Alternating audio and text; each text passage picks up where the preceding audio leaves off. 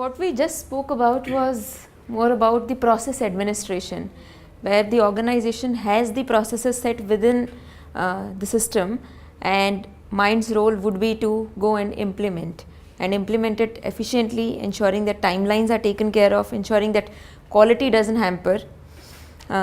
That's more about process administration. Here, as a next set of offerings, we are talking about consulting support, and we mean this for the kind of organizations who are either startups, who do not have the basic HR foundation, and or the mid-size organizations where they have the revenues going, but they have not focused on HR. So for those kind of organizations, we could support them in building the organization structure. So when we say organization structure, it's more about seeing what is the first layer, what is the second layer which is reporting to them, what is the next level of layer reporting to them, what would be the management bands and grades that the organization should have, and what should be the reporting lines for them. And accordingly, as a next step, we could also go into job description and KRA setting, where we can help them define the job description for a specific role or for all the unique roles in the organization. And also we can also chart out the key role result areas or the goals that that particular role would be responsible to drive. So that would be another set of offering that we can help them do. So for small size organizations, it may not be necessary that they look forward for having JDs and KRAs, they may not have it, right? So for at least for some of the critical positions, turnkey positions, or depending on their convenience for all the key positions, we can help them build JDs and KRAs for them. And parallel to that, we can also help them in putting together the performance management system, letting them know this is the framework that you should follow, this is the process, these are some of the templates, this is how you should go about, and during the course of the period, helping them implement it for the initial period.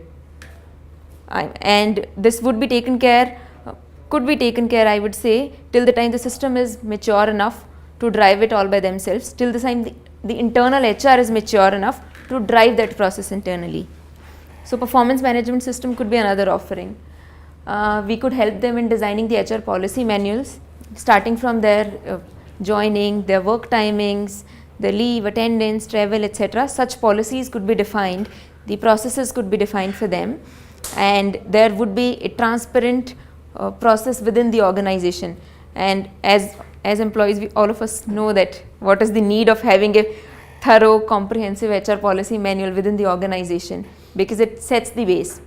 And organizations at that level, small and mid-sized organization, may not be having that. We have one for Mind. We do have, but not a very comprehensive policy manual. We do have major policies defined. So internally, we are talking about that as well as one of the improvement areas. So competency mapping and assessment. So are all of us aware what competencies are about? Yeah? Yeah, so just to share the perspectives, competencies are the measurable behaviors. The behaviors which could be demonstrated by you. So I say that I have very strong business acumen, but in the work context, am I demonstrating it or not? So putting together some of these competencies and seeing how they should be defined in the context of that organization. So if I am looking at innovation in a particular manner, the different organization might not be looking at it in that manner, right? So identifying the competencies specific to some roles, defining them, and working out mechanisms to review and assess those could be another area, and that could be done for some important or critical positions or for leadership positions as well, depending on the need of the organizations.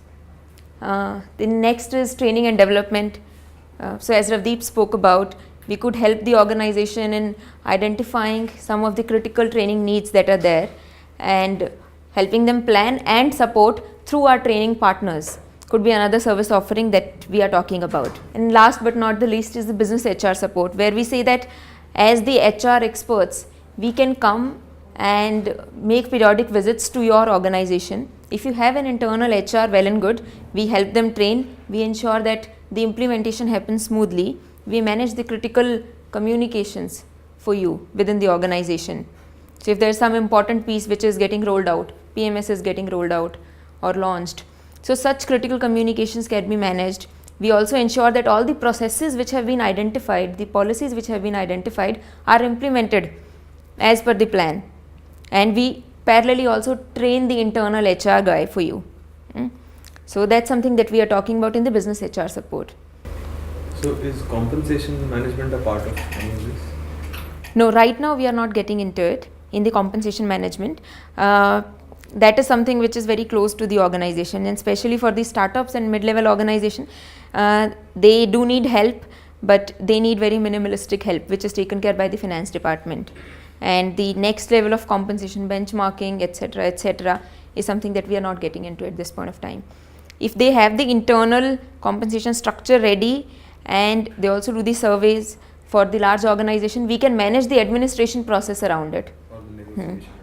The administrative process. If they have some benefits listed in the organization, so our team could help support them, and that gets covered in the process outsourcing part in the compensation and benefits. So when we talk about ELC model, we generally offer all these things.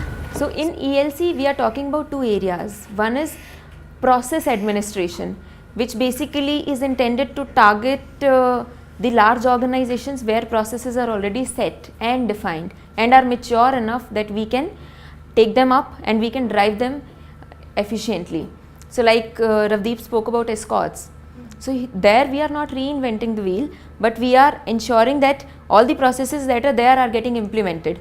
And they were also parallelly talking about launching the automation tool. So through the use of automation, our team, who's anyway so good into automation, are so equipped with technology, could help them drive those processes and getting them implemented. So there the model that we worked out was that we'll replace the junior and middle level of people over there, and the senior leadership who would drive HR strategy would remain. That was the overall platform. And in the process outsourcing, where we are managing the administration, we'll do end-to-end process administration, starting from their hiring, managing the existing performance management process, managing the existing employee programs, managing the existing L&D framework process, and ensuring that exit interviews are done on time. So all the process administration will be done by us, and that's a separate offering. And in the consulting support, we are talking about reinventing the wheel, and there we are only touching the startups and mid-level of organizations who do not even have the basics. See, we are not the likes of Hewitt and not the likes of I would say Mercer, etc., where we could sell the standalone projects to large organizations, because internally in our system as well we need to build those capabilities. For the likes of escorts, we also have been talking about providing consulting support, but through our partners who come from such backgrounds. So that's the differentiation that we are talking about. For this piece, we are targeting the small and mid-level organizations. Do we make any suggestions for improving the existing process? Yes. So when we talk about process outsourcing, and when we spoke about escorts, we also did talk to them about the process improvisation, which is more about sharing feedback and timely reports on what's going well, what's not going well. The people who would be driving those would not just be the exec level guys. Even there we would have layers at different levels. So there would be executors, there would be the account managers, or I would say process experts, and there would be leadership person as well. And through the combination of all three, we would be able to share reports, we would be able to participate in the review meetings, share feedback and inputs about what should be, how should the process be enhanced. So that's it about it, but we are not reinventing it. So most of the processes in all companies are a basic reflection of the company's policy, culture. You may have any policy. You can say today getting the best policy in HR is very easy. You just go to the net and get the policy. True. But and you know what is the best thing? Giving the very, very basic example that everybody knows, everybody should be punctual. Everybody should come on time. Everybody knows, and even a small child knows. But to have that policy, implemented, the culture has to be there. If you tomorrow implement a policy in a company that nobody coming late would be allowed to enter, it seems good, but True. is it practical? It may not be. But in good companies like Google, they have it. Now they have it with a small exception. There is no attendance. Nobody has to punch in ever. True. Everybody is taken as present because the culture is like that, and nobody comes late. And somebody comes late in once in 6 months, that is easily taken as the exception, nobody bothers. So, but to have that kind of culture, you have to go through a long process of a cultural revolution before you have that kind of a policy. That don't have a attendance system. Everybody comes on time. Simple.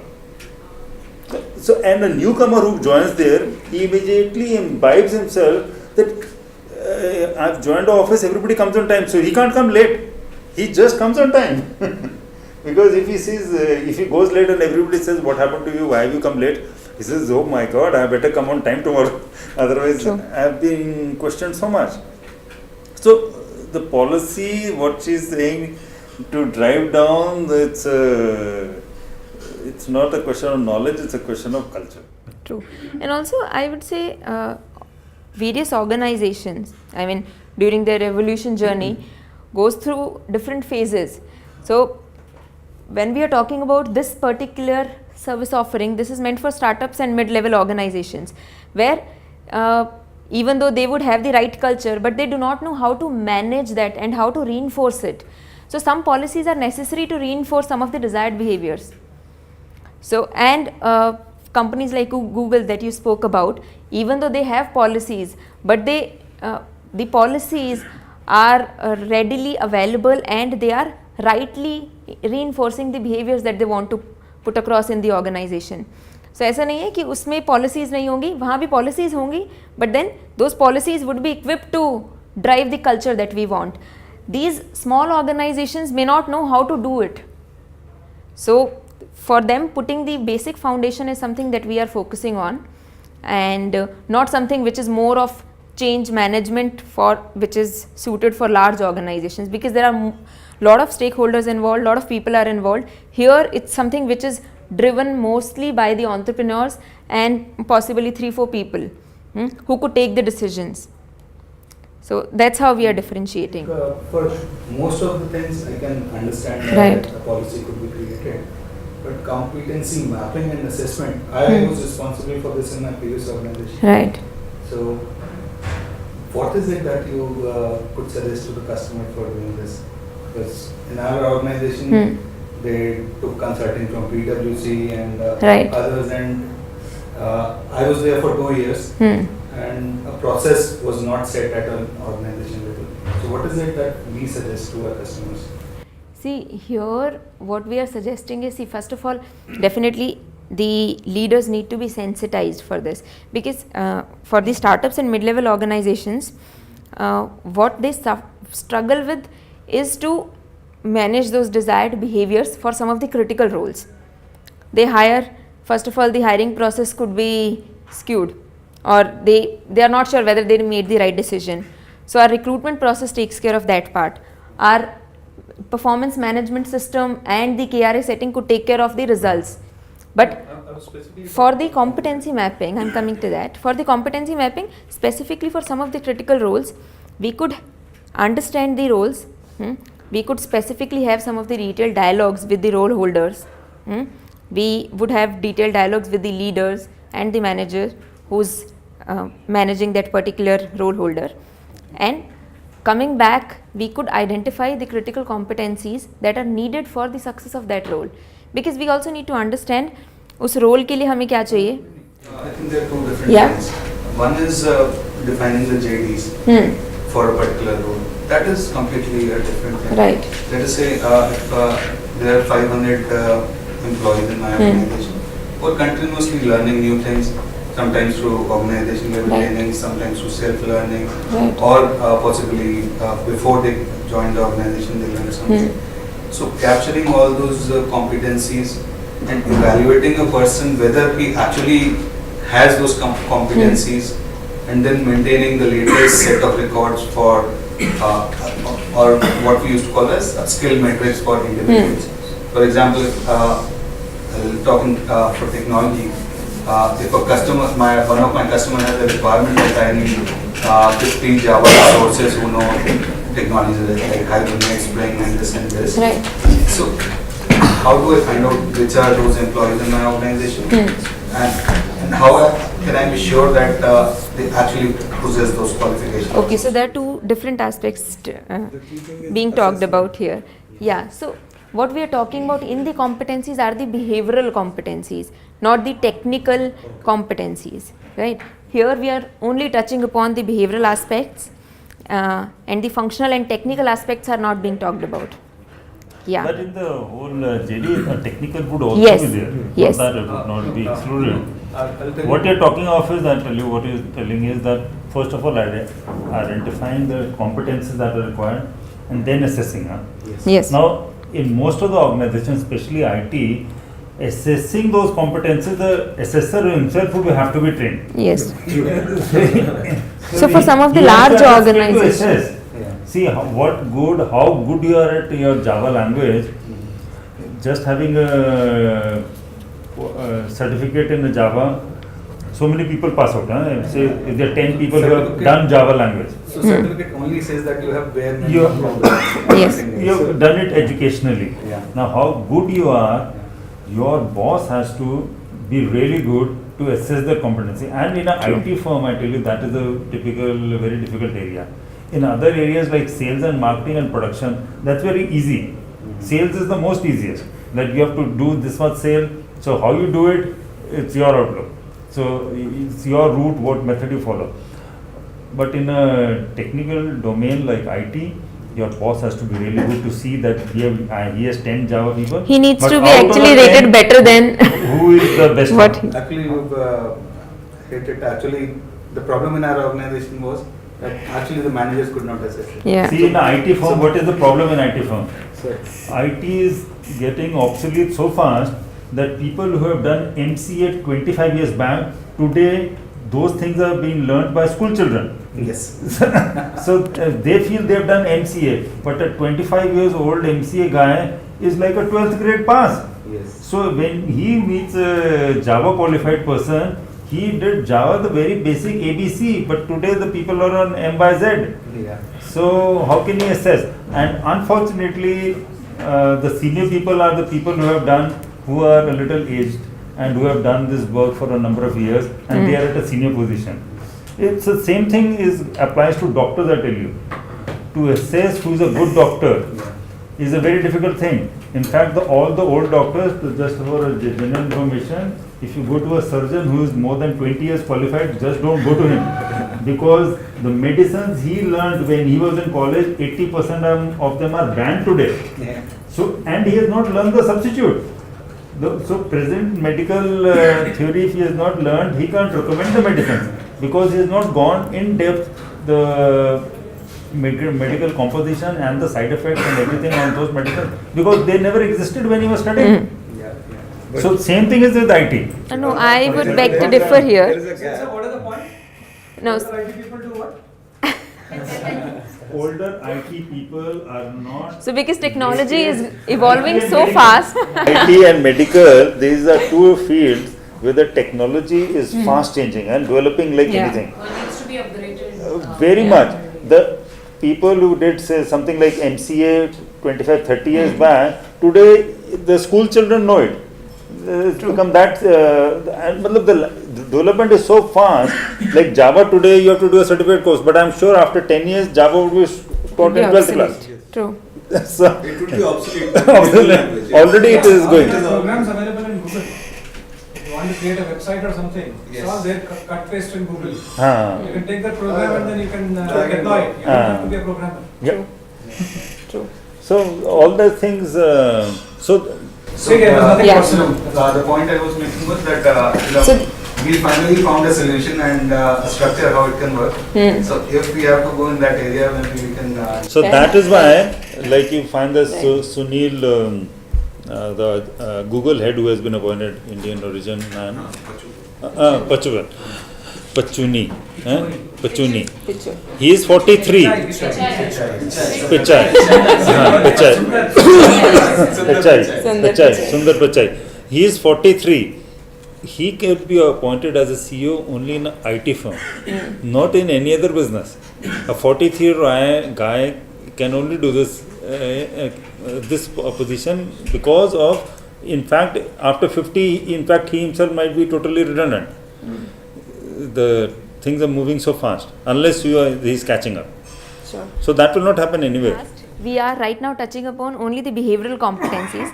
With regard to the functional and technical competencies and skill sets that could be mapped and assessed, that's specific to different industries that we could take up, right? And obviously at the back end we need to build those competencies and to make it a comprehensive solution offering, because a lot of background work, research and solution of building itself would take a lot of time. So obviously since we are starting with something which could be easily sellable, and considering the experience that the people currently have. So these are the areas that we work on for the consulting support. So here, just to quickly take you through the case study, here we are talking about Agilent. So now this Agilent and Keysight were for both the organizations per se. Keysight was merged with Agilent and now Keysight was separated from Agilent, and now for both these two entities we are managing their recruitment process, end-to-end RPO. We are managing the HR administration and help desk process where we take care of their onboarding and induction assignments. Everybody who's coming into the system, there is an on-site support resource which manages the onboarding and induction in partnership and in collaboration with the internal HR team that they would have. And at the back end, they are supported by the checklists and the process formats which could be used internally for them. We manage the end-to-end life cycle for them, any documentation which needs to be produced for the new hires and for the people who are in the system. So in cases of any promotion, transfers, salary increase, etc., or warning letters, so that's something that we manage for them. So their performance management process, and also supporting them through some training programs that we organize for some of them. And last but not the least, the HRIS platform is being used by them for the leave and attendance process. So Agilent, when we started, they were working with Randstad. That was one of the preferred partners for them. I would say the only partner at that point of time. We started, took the confidence.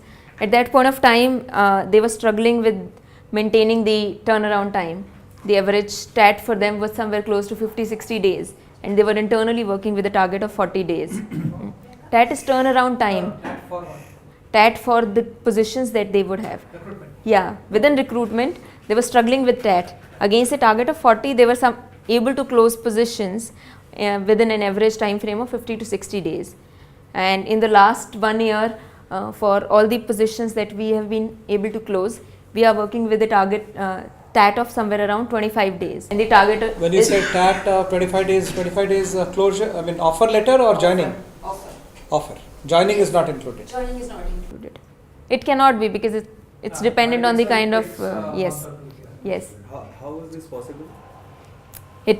Why not? It's possible. Mind is working with them. What was the solution? What did they do? So few things that we focused were specifically about understanding the role in much more detail. So our team members would spend time with those people. We have placed an on-site resource who's there with them throughout, who shares a very strong relationship with all the business heads. So placing an on-site resource was something which is a differentiator, I would say, and somebody who would be able to manage those relationships, getting the work done, getting those interviews done on time, etc., was a differentiator in itself, which obviously something like Randstad was not able to do. So our model in itself was a differentiator for them, and this coupled with the fact that we had a back-end team to support the on-site resource who was managing. So just to let you know, for Agilent we have one on-site resource who's managing the hiring for them. For some critical positions or some positions which she is not able to manage, she passes it on to the back-end team, recruitment team. Similarly for Keysight, we have another on-site resource who manage the relationships over there, and the back-end team supports them. Yeah, and this coupled with the fact that we have the industry expertise which is provided to them through the back-end resources that we have.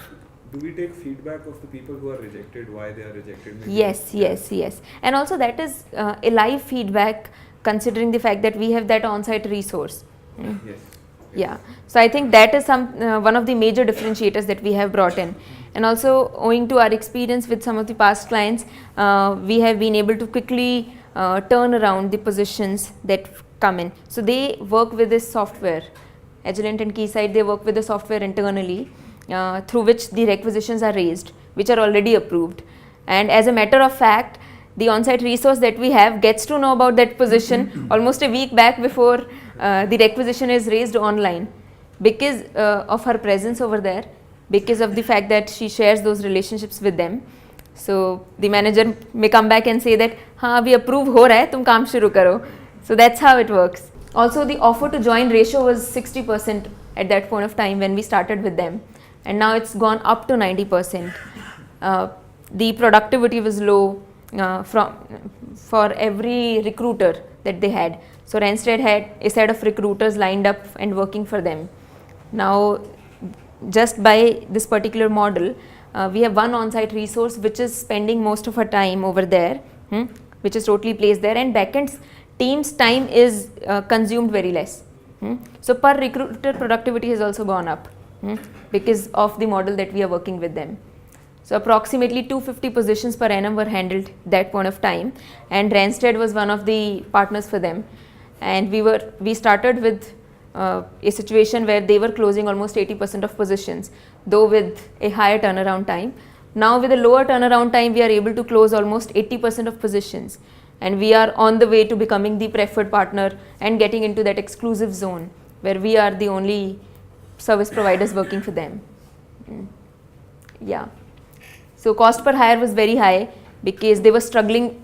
Though Randstad was one of the partners, they were also struggling with other vendors. Now they have kind of given the confidence only to both of us, Randstad and us. Yeah. And also the stakeholder experience is high. We keep getting the feedback for how the recruitment process is being managed. So hiring manager provides on a monthly basis the feedback on the recruitment process that is being driven. And for us, it has been greater than or equal to 9 on a consistent basis. So these are some of the successes that we have had because of the fact that our model was something which was suited to their needs, and we provided that industry expertise. The person who joined in and took care of the on-site assignment was somebody who was equipped to handle such positions, somebody who was working in that industry, and this clicked. Next. In the ELC management space, well, we are handling the onboarding and induction process, the recruitment process, the performance management process for them, and also the exit processes for them. So in that space, some of the key differentiators that we have brought in is that we have improved the stakeholder experience. So employees who are coming to us, their experience is enhanced because our on-site resource, so there's not a back-end resource which is managing the process administration, जो phone पे बात करता है और सिर्फ आपको letter भिजवा देता है. There's somebody who's there to listen to their constraints. We have regular help desks which are arranged for them over there.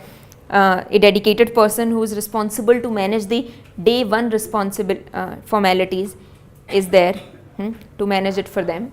And we are also having some checklists and some timelines which are linked to every process. So for example, for induction, we have to have certain meetings with some of the critical leaders within the organization.